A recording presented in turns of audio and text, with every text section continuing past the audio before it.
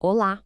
Hoje a gente vai desvendar um daqueles problemas de herança que, olha, é super comum, mas sempre gera uma confusão danada. É o tipo de situação que pode pintar em qualquer família e que, sem informação certa, vira uma baita dor de cabeça. Então, vamos mergulhar no caso. A situação é bem específica, mas acontece bastante. Temos o Mário, que infelizmente faleceu. Ele era casado com a Roberta e não tinha filhos. E importante, os pais dele também já tinham falecido.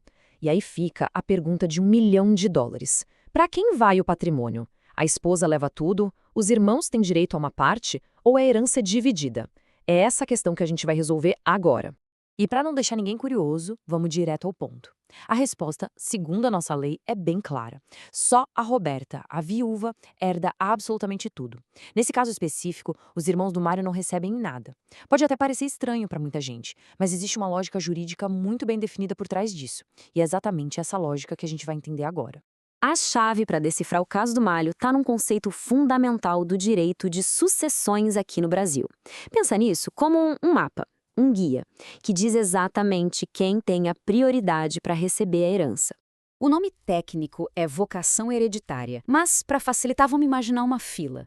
É isso mesmo, uma fila de prioridade, uma ordem de chamada. A lei não convoca todo mundo para a herança ao mesmo tempo, de jeito nenhum. Ela cria classes de herdeiros e uma hierarquia bem rígida entre elas. E a regra de ouro é: só se passa para a próxima classe da fila se a anterior estiver completamente vazia. E aqui está a tal fila, direitinho como manda o artigo 1829 do nosso Código Civil. Em primeiríssimo lugar, os descendentes, filhos, netos e por aí vai.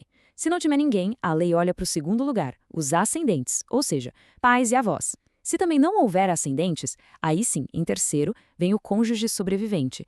E só, mas só mesmo, na ausência de todos esses, é que os colaterais, como os irmãos, são finalmente chamados para herdar. Legal. Agora vamos pegar essa regra e aplicar na prática, na situação do Mário. É quase como um checklist. A gente vai verificando classe por classe para ver quem está presente e quem está ausente na história dele. E olha só como essa tabela deixa tudo cristalino. A lei faz a primeira pergunta: Mário deixou descendentes? A resposta é não. Então, a primeira classe está vazia. A lei passa para a segunda. Mário deixou ascendentes? Também não. Segunda classe vazia. Aí ela vai para a terceira classe. Mário deixou cônjuge? Sim, a Roberta. Pronto, a fila para aqui. Como a gente encontrou um herdeiro na terceira classe, a lei entrega toda a herança para essa pessoa e nem continua a verificação. A quarta classe, onde estão os irmãos, é simplesmente ignorada. Por isso, eles são excluídos. Ah, essa é clássica. Sempre alguém pergunta: tá, mas e o regime de bens? Eles não eram casados com separação total? Isso não muda nada? É uma ótima pergunta e a gente precisa esclarecer isso de uma vez por todas. Então vamos lá. O regime de bens, seja separação total, comunhão parcial, o que for, é super importante quando o cônjuge que sobreviveu vai dividir a herança com os filhos da pessoa que faleceu. Nessas horas, a lei tem umas regras bem específicas sobre essa concorrência. Só que no caso do Mário, essa discussão toda nem começa. Como não tem descendentes nem ascendentes, a Roberta não está concorrendo com ninguém. Ela é a única na classe dela chamada para herdar. Então ela leva tudo, não importa qual era o regime de bens do casamento. A outra grande confusão nasce daquele sentimento natural, né, de que os irmãos, por serem família de sangue, deveriam ter algum direito. Muita gente pensa que, poxa, o justo seria dividir, mas vamos entender por que a lei não funciona com base nesse sentimento. A palavra-chave aqui é excludente. A ordem de sucessão é eliminatória, não é um rateio entre as classes. A presença de um herdeiro numa classe mais alta funciona como um portão que se fecha, impedindo o acesso das classes que vêm depois.